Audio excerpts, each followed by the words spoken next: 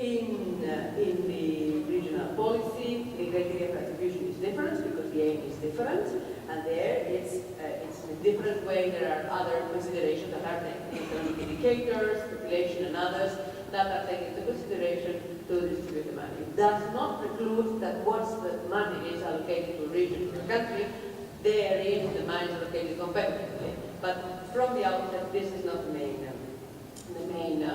mechanism. However, these two policies are complementary because and this is the link with our graph before showing GDP intensity, R&D intensity, etc. Because by having a strong research and innovation policy, we perform better in terms of science. So by investing well with the structural funds resources, we are in a better position to compete in Horizon 2020 or in any other competitive program. The keys to the synergies, which are the two mechanisms, the two keys that make that this complementarity, this synergy works. One is the smart specialization example functionality, which is, as you know, the resources for cohesion policy will not be awarded to a member state if this member state has not presented a national or multiplicity of regional smart specialization strategies. Those, as you know, those that reflect that build on the strengths of the region or the country to develop and to make strategic investments in research and innovation for the future. So that's one example of functionality. And by having a strategic view of where and how you invest in research and innovation in the country, you get better access to competitive capital. The second is, as you know, in the new cohesion regulations, we have what we call thematic concentration, and one of the themes around which the funds have to be spent is precisely research and innovation. We have to look at that. In the new cohesion policy, we have, in terms of thematic concentration, we have the advanced and transition regions, and there 80% of the funds will have to be allocated to research, development, SMEs, and low carbon jobs. In the less developed regions, this percentage goes to 50%, but still there is a lot of money in the cohesion policy to be devoted to research and innovation. And we are glad about that, and we are glad that the policymakers have followed the Commission line of putting such an emphasis on investment in research and innovation. And again, this can only be awarded if we have a strong smart specialization strategy, which is absolutely necessary to exploit the synergies with Horizon 2020. If you have a strategy going in one direction and you have Horizon 2020 going in another direction, the synergies have to map. This is possible, of course, but the synergies between the two policies are much more difficult to materialize. There are, as you know, in the past, there were articles even that made it very difficult, if not impossible, the complementarity between the two funding policies. And here, now, we in the Commission, our proposals, and the legislators, in their decisions, have been careful, very careful, to have articles very explicitly. One can receive funds from both policies. Of course, one cannot ask for reimbursement of the same course into places, that goes without saying nearly, but can fund something from two different sources. And the easiest thing, there are other ways of doing it, but the easiest thing is that one has a project and the different work packages in the project or undertaking are claimed to one or the other policy according to their own objectives. So we do not, when I say we, it's us and ourselves, we do not have the excuse that now we have regulation. We have regulation which encourages the complementarity in terms of putting the money and resources together of the two policies. The resources and the programming, if you want to understand. Why the cohesion policy? Why does the cohesion policy exist? Because, as we all know, unfortunately, there are there remain huge national and regional disparities in research excellence, in research performance, in competitiveness performance, in employment, etc. And if we want to have a level playing field for a real single European market and real union, we need to blur a little bit these disparities. And this is the rationale of the cohesion policy, as you know. And as a consequence of that, there are many consequences of that, but one of them is, as the Minister was reminding us this morning, that a number of countries are not performing that well in competitive programs such as Horizon 2020. And this difference in performance in Horizon 2020 are due to a number of factors. Some of them are structural. I come again to the strength of a national R&I policy. The lack of synergies between the different instruments, either within the country or in the use that they are made from the EU instruments, that there are not capabilities built in, and therefore it's very difficult to compete, and that perhaps systems are sometimes too closed and do not have a real contact or real either openness or sometimes access to international networks. This is why the legislator has wisely decided that there would be some resources devoted to spread excellence, because excellence, as someone was saying, cannot be everywhere, but can be anywhere. And to spread this excellence, to unlock the potential of this excellence that can be anywhere, there are a number of activities which I'll go through now that are addressing this innovation gap. The first of those, you will not be surprised if I put that one first, is the policy support facility. If we are saying to be strong, we need a strong research and innovation policy. The first thing that we need to do is to put in place a service, a more structured service. We already had some activities, but more structured service to help those that wish to design and implement their national or regional policies. So this is a service addressed mainly to public authorities, where one can have either benchmarking exercises, peer reviews, expert advice, access to databases, case studies, so that policies can be well built and if I can say, in a world-class, with a world-class parameters. That's from policy side. But then we will have funding for a number of actions. One of them is the ERA chairs. You might have heard of a first pilot call which was launched last year.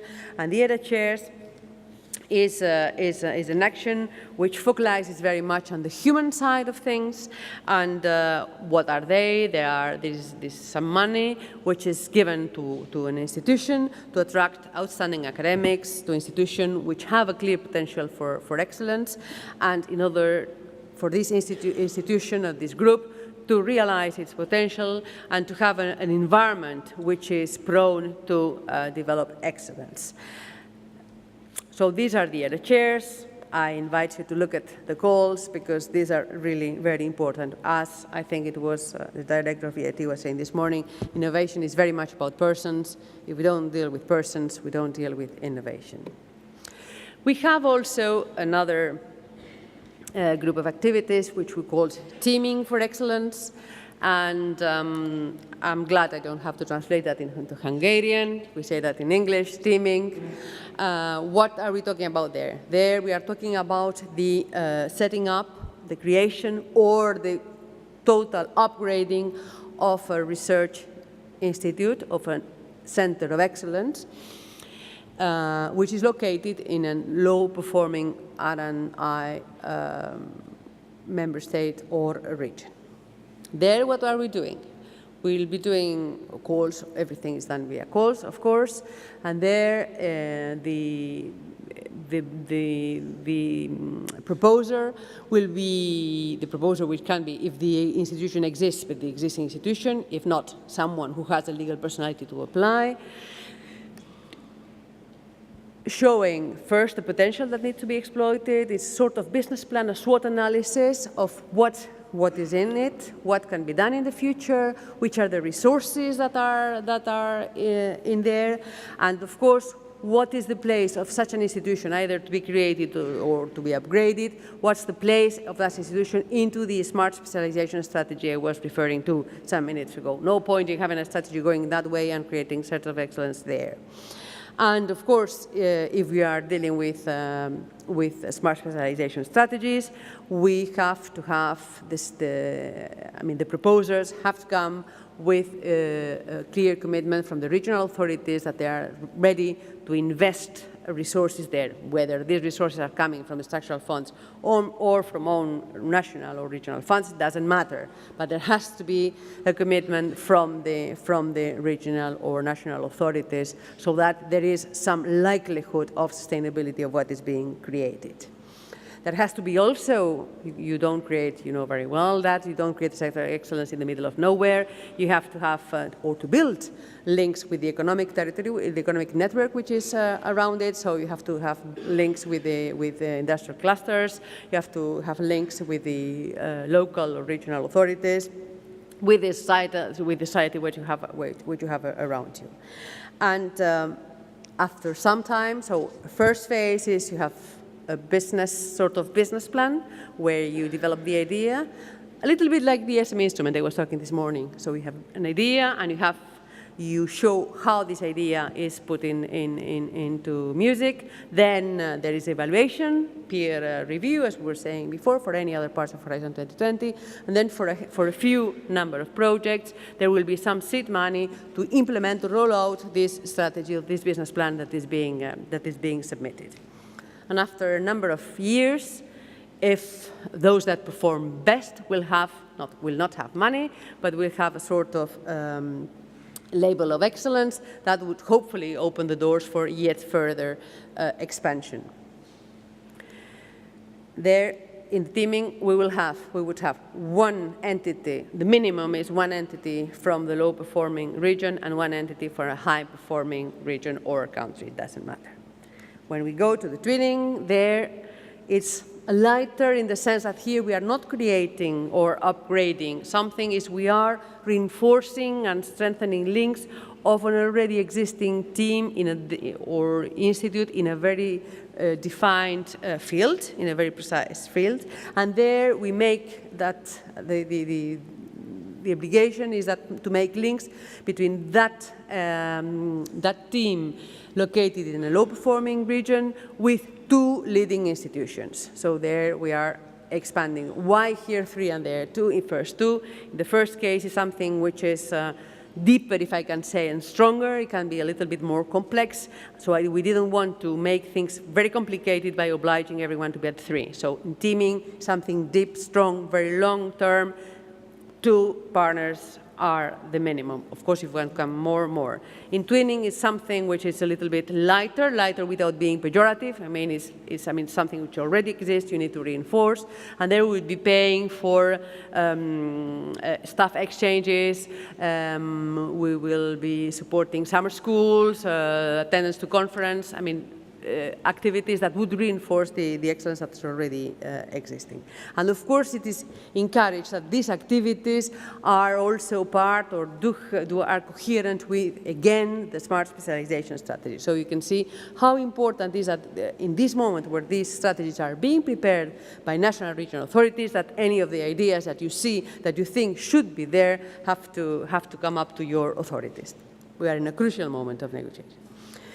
We're saying that we all know that in a closed system, in a closed economy, you cannot be competitive in any other sense. So we thought that to, again, reinforce excellence there where it is, cost, which is a very well-known intergovernmental activity existing since the 70s, could help because you know the powerful and extensive networks that cost has and its popularity.